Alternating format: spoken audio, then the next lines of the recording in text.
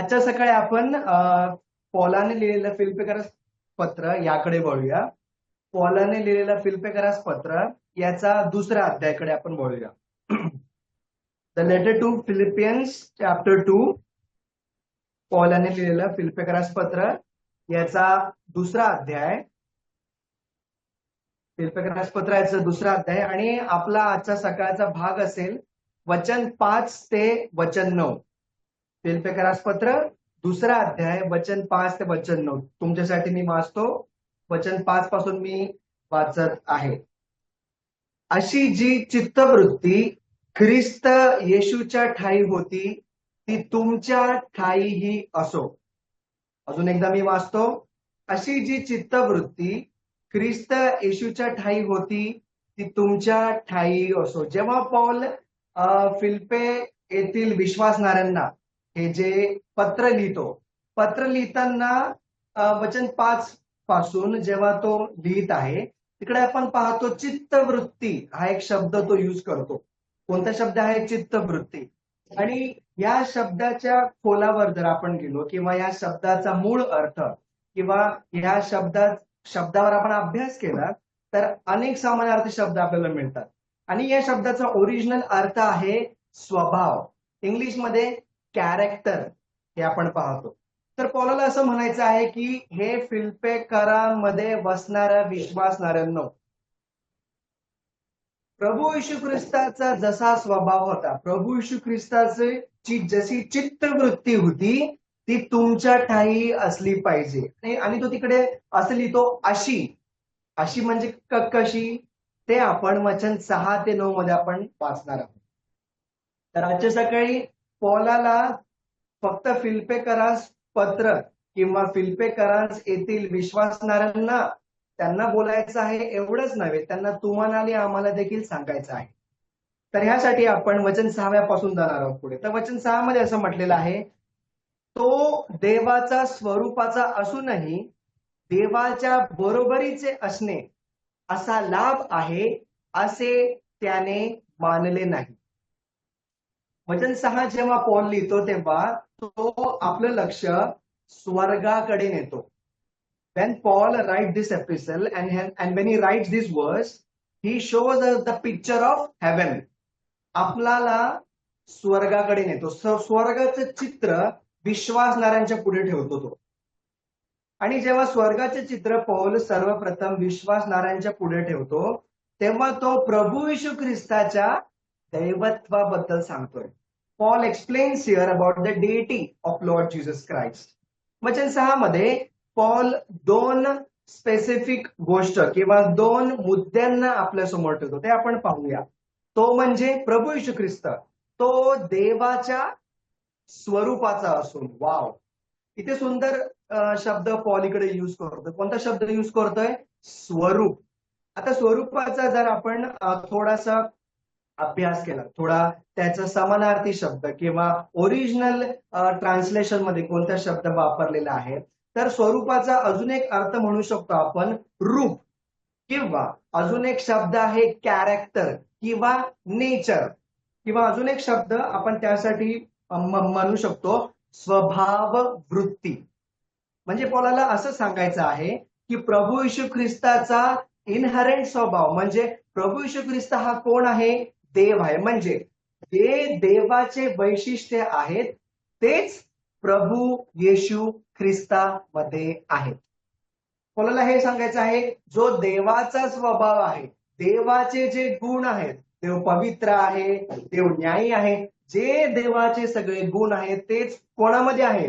प्रभू येशू ख्रिस्तामध्ये आहे. आपण पाहतो देव सार्वभौम आहे, देव एकाच वेळेस सगळीकडे असतो. भरपूर गोष्टी आपण पाहतो. जे सगळे देवाचे गुण आहेत तोच स्वरूप, तोच नेचर, तोच कॅरेक्टर प्रभू येशू ख्रिस्तामध्ये आहे. म्हणून आपण दैवत्वाचा पहिला मुद्दा इकडे आपण पाहतो. दुसरा दैवत्वाचा मुद्दा आपण जर पाहिला तर आपण तीच गोष्ट त्याच वचनामध्ये पुढे आपण पाहतो. तिकडे असं म्हटलेलं आहे, मी वाचतो तुमच्यासाठी. तो देवाच्या स्वरूपाचा असूनही देवाच्या बरोबरीचे असणे हा लाभ आहे असे त्याने मानले नाही. वाव, तिथे दुसरा जो दैवत्वाचा मुद्दा पॉल इकडे लिहितो, तर तो असं म्हणतो, देवाच्या बरोबरीचे असून.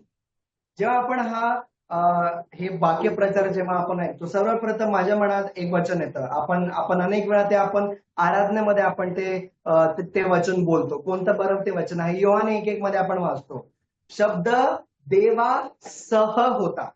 देवाच्या वर नाही, देवाच्या खाली नाही, सह, सोबत, देवाच्या सह होता आणि शब्द देव होता, हे आपण पाहतो. अजून एकदा पॉलला हे सांगायचं आहे, प्रभू येशू ख्रिस्तामध्ये देवाचं स्वरूप, जो जिवंत देवाचं स्वरूप आहे, एवढंच नाही, तो स्वतः प्रभू येशू ख्रिस्त कोण आहे? देवाच्या बरोबरीचा असलेला आहे. म्हणजे जी ताकद, देव जो पिता ह्यामध्ये आहे, तेवढंच सामर्थ्य प्रभू येशू ख्रिस्तामध्ये, देव जो पुत्र ह्यामध्ये सुद्धा आहे, हे आपण पाहतो. म्हणून पॉल वचन 6 मध्ये आपलं लक्ष, विश्वासणाऱ्यांचं लक्ष कुठे नेतो? सर्वात आधी स्वर्गाकडे नेतो, की हे विश्वासणाऱ्यांनो, प्रभू येशू ख्रिस्ताचा चित्तवृत्तीचा स्वभाव किंवा प्रभू येशू ख्रिस्ताचा स्वभाव जर तुम्हाला माहित असलायचा आहे, जर तुम्हाला ते समजायचं आहे, तर तुम्हाला सर्वात आधी तो स्वर्गामध्ये आहे हे तुम्हाला माहित असलं पाहिजे. तुम्हाला हे माहित असलं पाहिजे की प्रभू येशू ख्रिस्त एक सामर्थ्यवान देव आहे, तो जिवंत देव आहे, देव जो पिता याच्या बरोबरीचा देव आहे, हे तुम्हाला अगोदर माहित असलं पाहिजे. म्हणून आपण इकडे पाहतो वचन 6 मध्ये पौल स्वर्गाचं चित्र तुमच्या समोर आणि आमच्या समोर तिकडे मांडत असलेलं आपण पाहतो.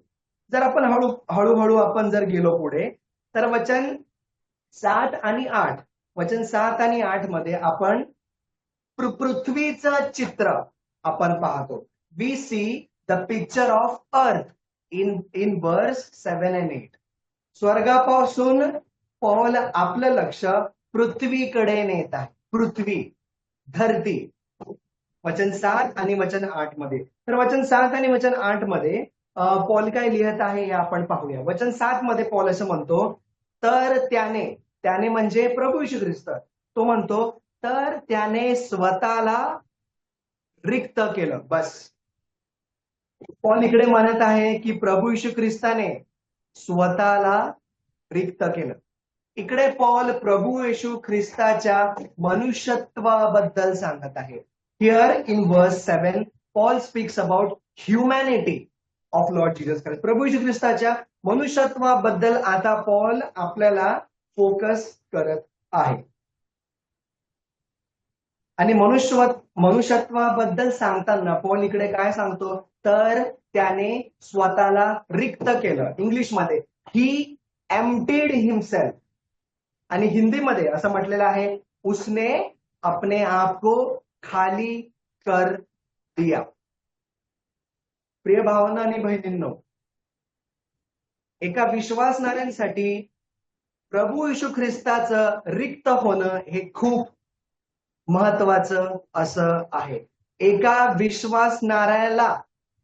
विश्वासणाऱ्याच्या तारणासाठी प्रभू येशू ख्रिस्ताचं रिक्त होणं गरजेचं आहे. पापाचा प्रश्न जो किती वर्षांपासून होता, हजारो वर्षांपासून, पापाचा प्रश्न सोडविण्यासाठी प्रभू येशू ख्रिस्ताचं रिक्त होणं गरजेचं आहे. देवाची जी इच्छा अनेक वर्षांपूर्वी होती, ती अंमलात आणण्यासाठी प्रभू येशू ख्रिस्ताचं रिक्त होणं गरजेचं आहे. आपण वाचतो जुने करारांमध्ये अनेक भविष्यवाण्या केल्या गेलेल्या होत्या. ते भविष्यवाण्या पूर्ण करण्यासाठी किंवा नियमशास्त्राला पूर्ण करण्यासाठी जर व्हायचं असेल, तर प्रभू येशू ख्रिस्ताला रिक्त होणं गरजेचं आहे. देवाचा आणि आपला समेट होण्यासाठी जर ते व्हायचं असेल, तर प्रभू येशू ख्रिस्ताला रिक्त होणं गरजेचं आहे. जर एका विश्वासणाऱ्याला नीतिमत्व मिळायचं आहे, नीतिमत्व जे प्रभू येशू ख्रिस्तावर विश्वास ठेवून आपल्याला मिळतं, जर ते व्हायचं असेल, तर रिक्त होणं गरजेचं आहे. जोपर्यंत प्रभू येशू ख्रिस्त रिक्त होत नाही, जोपर्यंत प्रभू येशू ख्रिस्त अपने आप को वो खाली नहीं करता, तब तक इंसान परमेश्वर के साथ में नहीं आ सकता. तोपर्यंत एक मनुष्य देवाजवळ जाऊ शकत नाही जोपर्यंत प्रभू येशू ख्रिस्त रिक्त होऊ शकत नाही, तर मनुष्य देवाजवळ स्वर्गाचा किंवा आपण पाहतो अनंत कालाचा मार्ग, वे टू इटर्निटी, तो मार्ग मोकळा होऊ शकत नाही. आणि म्हणून आपण देवाच्या नावाला धन्यवाद देऊया. पहिले तिमोथेमध्ये आपण वाचतो की असं म्हटलेलं आहे, आणि देव व मानव ह्यामध्ये प्रभू येशू ख्रिस्त हा एकच मध्यस्थ आहे. आपण देवाच्या नावाला धन्यवाद देऊया की प्रभू येशू ख्रिस्त तोच एक मध्यस्थ तुमच्यासाठी आणि माझ्यासाठी तो झालेला आहे. आणि मध्यस्थ होऊन त्याने स्वतःला रिक्त केलं. पण इकडे वचन 7 आपण जिकडे आपण वाचलं, या वचन 7ला आपण एक प्रश्न विचारू शकतो की रिक्त कशाच्या द्वारे केलं. How did Lord Jesus Christ emptied himself, कसे रिक्त करण्यात आले, त्याचाच उत्तर समोर दिलेलं आहे. वचन 7 मी वाचतो, त्याचा दुसरा भाग, म्हणजे मनुष्याच्या प्रतिरूपाचं होऊन, मनुष्याच्या प्रतिरूपाचं होऊन पहिलं. दुसरं आहे दासाचं स्वरूप धारण केलं. प्रभू येशू ख्रिस्त रिक्त होण्याचं कारण आपण पाहिले, अनेक कारण होते जे आपल्यासाठी होते, पण रिक्त होण्यासाठी त्याला काय काय करावं लागलं हे आपण इकडे वाचतो. तो रिक्त कशा प्रकारे झाला हे आपण इकडे वाचतो. इकडे असं म्हटलेलं आहे, तो मनुष्याचा प्रतिरूप तो झाला. जेव्हा प्रतिरूप हा शब्दाकडे आपण पाहतो तर आपण असं त्याचे अनेक समानार्थी शब्द वापरलेले आहेत. प्रतिरूप म्हणजे एक चित्र किंवा एक बाह्य स्वरूप हे आपण पाहतो. म्हणजे प्रभू येशू ख्रिस्तचं शरीर, त्याने मनुष्याचं शरीर त्याने धारण केलं हे आपण पाहतो. पण फक्त शरीर धारण केलं, मनुष्याचं प्रतिरूपच त्याने धारण केलं, मनुष्याचा स्वभाव त्याने धारण केला नाही. स्वभाव म्हणजे मला म्हणायचं आहे पापाचा स्वभाव. हाच फरक आहे स्वरूप या शब्दामध्ये आणि प्रतिरूप या शब्दामध्ये. स्वरूप या शब्दामध्ये स्वभाव आहे, सगळं काय आहे, पण प्रतिरूप या शब्दामध्ये स्वभाव नाहीये, फक्त बाह्य स्वरूप आहे. आणि आपण पाहतो प्रभू येशू ख्रिस्तामध्ये भलेही तो मनुष्य झाला, परंतु त्यामध्ये पाप नव्हतं, त्याला पाप ठाऊक नव्हतं आणि त्याने कधी पाप केलं नव्हतं हे आपण पाहतो. त्याबद्दल आपण देवाच्या नावाला धन्यवाद देऊया. प्रभू येशू ख्रिस्त एक योग्य अर्पण म्हणून तो आपल्यासाठी या भूतलावर आला, याबद्दल आपण देवाच्या नावाला धन्यवाद देऊया. आपण पुढे जात असताना मनुष्याचं प्रतिरूप त्याने धारण केलं, एवढंच नव्हे तर पुढे असं म्हटलेलं आहे, त्याने दासाचं स्वरूप सुद्धा त्याने धारण केलं हे आपण पाहतो. दासाचं स्वरूप त्याने धारण केलं हे आपण इकडे पाहतो. आपण पाहतो की तो नम्र झाला, तो नम्र झाला. या भूतलावर असताना मनुष्य झाला एवढंच नव्हे तर मनुष्यांमध्ये देखील आपण पाहतो त्याने आपल्या शिष्यांचे त्याने पाय धुतले हे आपण पाहतो. He became humble for you and for me. याबद्दल आपण देवाच्या नावाला धन्यवाद देऊया. जेव्हा प्रभू येशू ख्रिस्त एक बालक म्हणून गोठ्यामध्ये जन्मला तेव्हा तो रिक्त झाला. जेव्हा प्रभू येशू ख्रिस्त मोठा झाल्यावर त्याला भूक लागली तेव्हा तो रिक्त झाला. जेव्हा प्रभू येशू ख्रिस्ताला तहान लागली तेव्हा तो रिक्त झाला. जेव्हा प्रभू येशू ख्रिस्त डोंगरावर प्रार्थना करण्यासाठी गेला तेव्हा तो रिक्त झाला. जेव्हा प्रभू येशू ख्रिस्त आपण पाहतो लोकांमध्ये तो जायचा, त्याला कळवळा यायचा, तेव्हा तो रिक्त झाला. आपण पाहतो जेव्हा प्रभू येशू ख्रिस्ताने शिष्यांचे पाय धुतले तेव्हा तो रिक्त झाला. म्हणजे जो एक मनुष्य एक्सपिरियन्स अनुभव करू इच्छितो तोच अनुभव जेव्हा प्रभू येशू ख्रिस्ताने अनुभव तोच घेतला तेव्हा तो रिक्त झाला. तब उसने अपने आप को खाली कर दिया, पूर्ण रिक्त झाला आणि तो मनुष्य बनला. त्याबद्दल आपण देवाचं नाव धन्यवाद देऊया. इकडेच त्याचं रिक्त पण थांबत नाही. आपण पुढे वाचतो, आपण पाहतो की त्याला रात्री धरण्यात आलं तेव्हा तो रिक्त झाला. इतकंच नाही, त्याला त्याचे दाढीवरचे केस उपटण्यात आले. एवढंच नाही, त्याला चपराका मारण्यात आल्या, त्याला चाबकाचे फटके मारण्यात आले तेव्हा तो रिक्त झाला. त्याच्या तोंडावर थुंकण्यात आलं तेव्हा तो रिक्त झाला. त्याच्यावर काट्याचा मुकुट ठेवण्यात आला तेव्हा तो रिक्त झाला. त्याला क्रूज खांबावर खेळण्यात आलं तेव्हा तो रिक्त झाला. त्याच्यावर अनेक द्वेष आरोप, खोटे खोटे आरोप लावण्यात आले तेव्हा तो रिक्त झाला. सर्व त्याने वधस्तंभावर छल, हाल, अपेष्टा, मार, फटके सर्व त्याने जे काही सहन केलं, प्रत्येक टप्प्याटप्प्यांमध्ये प्रभू येशू ख्रिस्त काय झाला?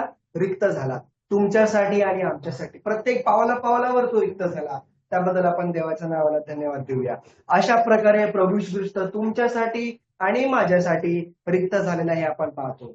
म्हणून इब्री लोकास पत्रामध्ये असं म्हटलेलं आहे की प्रभू येशू ख्रिस्ताने मरणाचा अनुभव घेतला.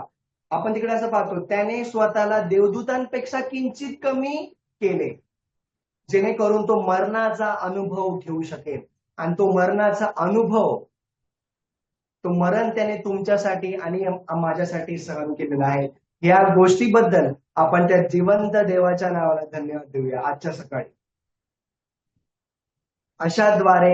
अशा प्रकारे त्या जिवंत देवाने त्या प्रभू येशू ख्रिस्ताने स्वतःला रिक्त केलं तुमच्यासाठी आणि आमच्यासाठी. ही एम्प्टीड हिमसेल्फ.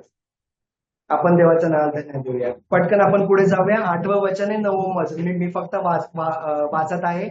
8व्या वचनामध्ये असं म्हटलेलं आहे, आणि मनुष्य प्रकृतीचे प्रकट होऊन त्याने मरण, आणि तेही वधस्तंभावरचं मरण सोसलं. त्याने मरण सोसलं तुमच्यासाठी आणि आमच्यासाठी. देवाच्या नावाला धन्यवाद आपण देऊया. येथपर्यंत आज्ञा पालन करून त्याने स्वतःला लीन केले. त्याने तुमच्यासाठी आणि आमच्यासाठी स्वतःला लीन केलं. आणि वचन 9 मध्ये जेव्हा आपण पाहतो, पुन्हा एकदा प्रेषित पौल आपलं लक्ष त्या स्वर्गाकडे नेत आहे. वचन 6 मध्ये स्वर्ग, वचन 7 आणि 8 मध्ये पृथ्वी, धरती, आणि वचन 9 मध्ये पुन्हा स्वर्गाकडे आपल्याला तो नेत आहे.